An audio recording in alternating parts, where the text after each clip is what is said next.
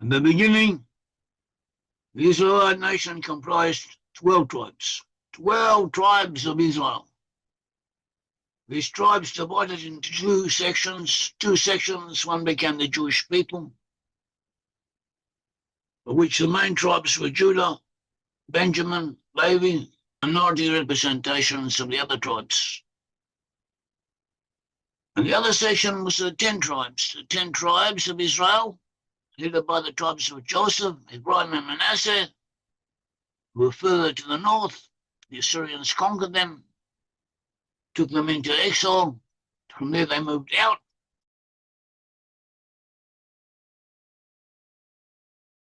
Eventually they reached Western Europe. From there they established the nations of North America, Canada and the USA, Australia and New Zealand, and other areas, and also other peoples in Western Europe and Northern Europe also descend from other branches of the 10 tribes. The English, the British Isles were dominated by the tribes of Joseph, Ephraim, Manasseh, whereas the other countries received input from other tribes. Finland from Issachar, Norway from Naphtali, Denmark from Dan, Sweden from Gad, the Netherlands from Zebulun, Reuben, France from Reuben,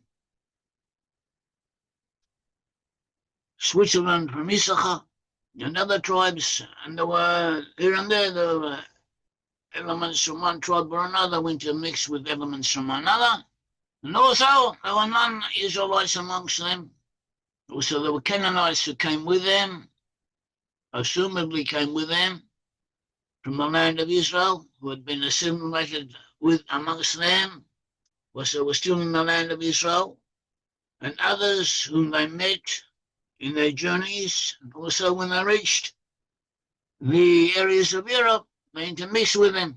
But somehow or other, Israelite elements remain dominant and may be identified according to their tribal ancestry. So that is one section of the Israelite nation. The other section is the Jews. The Jews remained. They remained identifiable. They remained in the land of Israel. There was a period when they were taken into exile to Babylon, but they returned from Babylon, and they created the land of Judea. They also had a large diaspora from the time of the Babylonian exile. That was always important. The Jews outside of Israel, the Jews within Israel, the areas of Judea, and they gave rise to the Jewish people.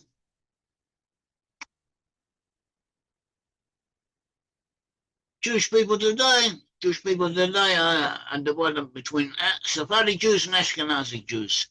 Sephardic Jews originally meant Jews from Spain, or Jews from the Mediterranean area who had been subject to Spanish Jews, who had been subject to the influence of Jews from Spain. But nowadays the term Sephardic is applied to all non-Ashkenazic Jews. Jews who are not Ashkenazim, but are from other areas. They are referred to collectively as Sephardic Jews.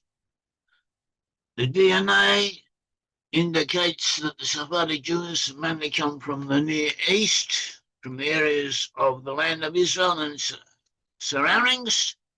On the male side, whereas the female's mtDNA comes from local North African or local Mediterranean peoples or Near Eastern peoples, but that is not 100% reliable, because mtDNA can change. All DNA can change, as we will prove, as can be proven.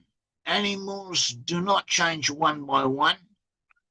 As the DNA people will try and tell you, they change in groups. They change in groups, they change collectively, and they change in a much shorter period than the scientists want to tell you, want to admit to. That is another point. We'll talk about it another time. It's worth knowing what the experts, the DNA people say. They also say that the Jews, the European Jews, are known as Ashkenazim. The males are about 50% from the Near East, from the area of Israel, and 50% from Europe, from Eastern Europe, Central Europe, also from the area of Italy and France. And so too, the females of the Ashkenazim, mtDNA, they trace it to females in Europe. And in some cases, they claim a good portion of them come from an area of northern Italy, which may or may not be correct. But it's worth knowing what is taught at the moment. We consider the Jewish people to be Judah of the Bible. They are descended from Israelites. The Bible says they are descended from Israelites, or the Bible at all events identifies the Jewish people as Judah of the Bible.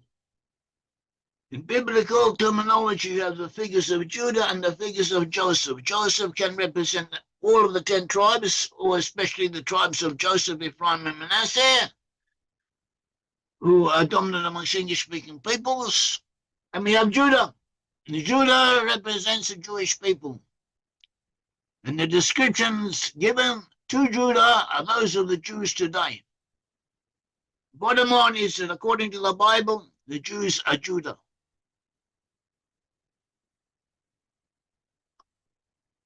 The Jews kept the law, they always kept the law, and it had been prophesied that Judah would keep the law. See Psalms 69, 108, 90, Psalms, Genesis 49:10, Zechariah 8:2-3. Psalm 6:9 says, Gilead is mine, Manasseh is mine, and Ephraim is the strength of my head. Judah is my lawgiver. Judah is my lawgiver. In Hebrew, Mochechech. In other words, the maker of my law, the definer of my law. That is what the Jews are. That is what the Jews do. They learn the Talmud, they learn the Bible, and they decide how the law is to be kept, and that is what was prophesied would happen. That is what was prophesied that they would do.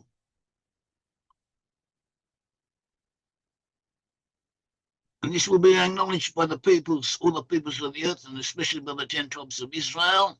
In the end times, Zechariah 8:23 said, So said the Lord of hosts, in those days when 10 men of all the languages of the nations shall take hold of the shirt of a Jewish man, saying, Let us go with you. We have heard that God is with you. Let us go with you. We have heard that God is with you. Also the Jews kept the full fast and mourning over the destruction of the second temple.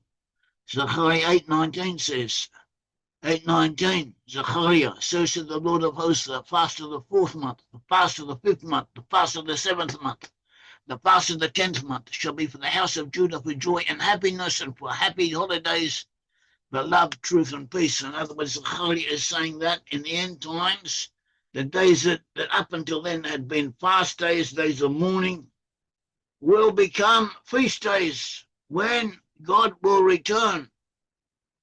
In other words, when God will once again show his face to the Jewish people, when the Jewish people will once again be accepted. At the present, they are mourning. They mourn over the fast days.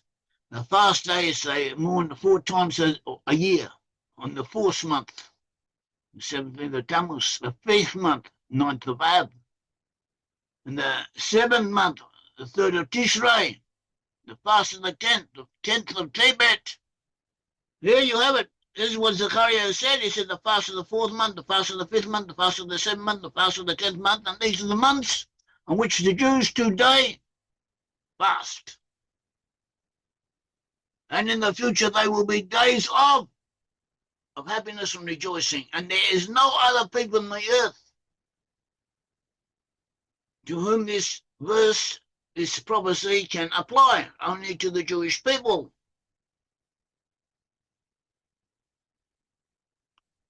Also, the Jews would come back to the land before the other tribes. See Micah 4:6, Hosea 6:11, Micah 4:8 predicts in the end times, the beginning of the return, the first dominion shall be to the daughter of Jerusalem, that is, descendants of Judah. Judah will return before the other tribes, and that's what the Jews are doing. They are now returning to rebuild the land.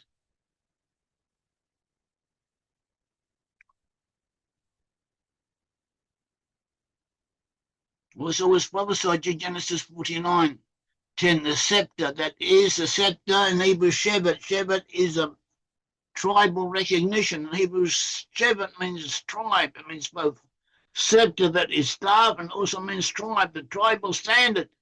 The mark of belonging to Judah shall not depart from Judah. See Genesis 49:10. The shevet,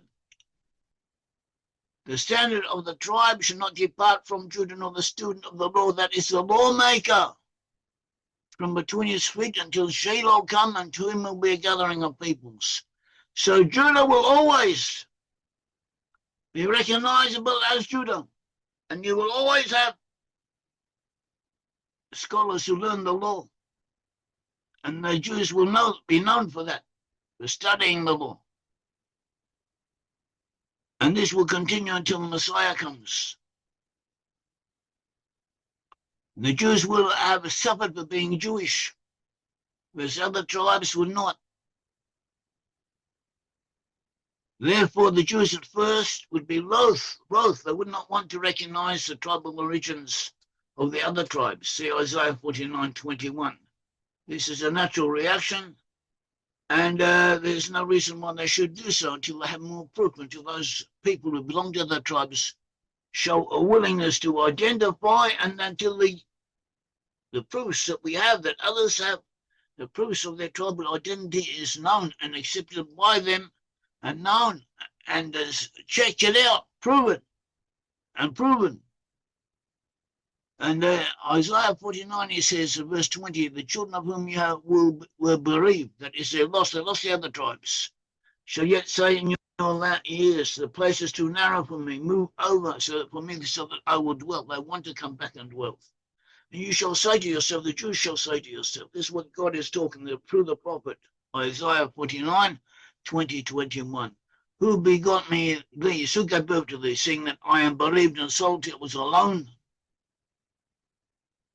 orphaned, without help, exiled and rejected? And who has raised these? Where were these people coming from? Behold, I was left alone. These from where are they? That is the reaction the Jews will have in the end times when they see the lost 10 tribes returning. And this is something that we sometimes experience today.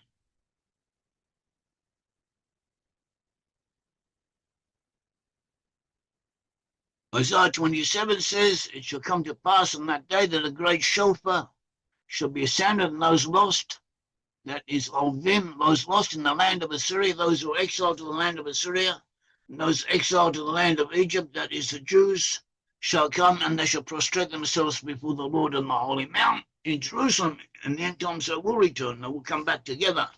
We have not yet reached that stage. Manasseh ben Israel in 1604-1657, he says that Isaiah in 27:13, because the Israelites outcasts, the Jews scattered. That is, the lost 10 tribes were cast out, but they're cast out in the group. They stayed together with the group, more or less. And they moved, they migrated as groups. In some cases, some of the groups, some of the tribes split into different sections, but they recoalesced as if guided by an unseen hand, the force of history, and they recoalesced in certain areas, as we're proven in our works, and as may be seen from history. But the Jews shall be scattered, and the reason is because the 10 tribes are not only far off from the Holy Land, but also they live in the extremities, at the ends of countries, at the ends of the continental masses. That is a prophecy that was said about the 10 tribes, that there will be the ends of the continental masses. If you look at a map of the world, the area of Israel is in the middle, and the areas of Western Europe, North America, Australia, New Zealand, South Africa, all those areas where there are collectivities descend from the tribes of Israel, they're at the continental extremities of the continents, the ends of countries. Now, hence the prophet calls them cast out, for he does not say the Israelites are to be gathered from the four quarters of the earth, because they are not so dispersed throughout the earth as the tribe of Judah is, which has synagogues all over the earth, and so on. Prophecies and indications of people who study the Bible, and they say that Hatim Sofer foresaw that in the end times, the area of England and the area of Western Europe will belong to Israel, will be part of Israel, because the 10 tribes in those areas apparently will re-acknowledge themselves in those regions.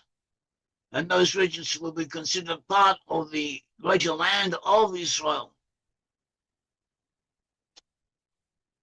Also, we have the union of Zarephath. Zarephath in Hebrew, Zarephath means France.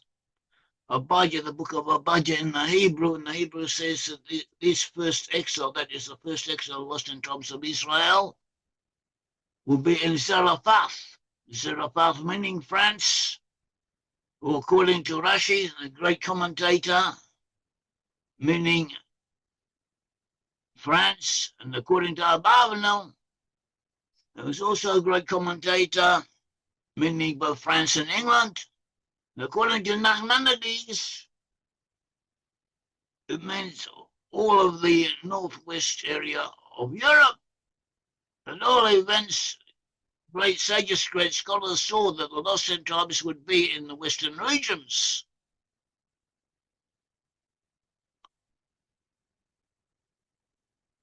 They would be at the ends of the earth. See Isaiah 24:16, 26:15, 44:8-9, 43:6, 49:6, and others. They would be in islands.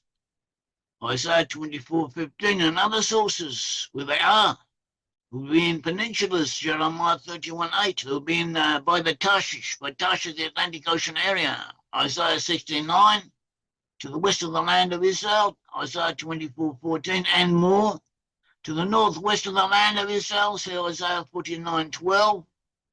The northland, Jeremiah 3:18. There would be in Zarephath, as we mentioned, meaning France and Britain, Abijah 1:20. There would be in many waters, several oceans, Numbers 24:7. Amongst their symbols would be a lion and a unicorn. See Numbers 24:7-9. And this is the symbol of Great Britain. This is the coat of arms of Britain, the lion and the unicorn. That was prophesied that was what their symbol would be. See Numbers 24:7-9. They would rule over other peoples. They would rule over a great multitude of nations. They would give life to other peoples. They would complete their development of other peoples. Rule over the nations. See Psalms 47:3. Genesis 27:29, 48:19. It would be recognizable as a Brit Am. See Isaiah 42:9. See Isaiah 42:6, 49:8. It would be seafarers. There would be seafarers, Isaiah 42:10. It would be the dominant world power. Numbers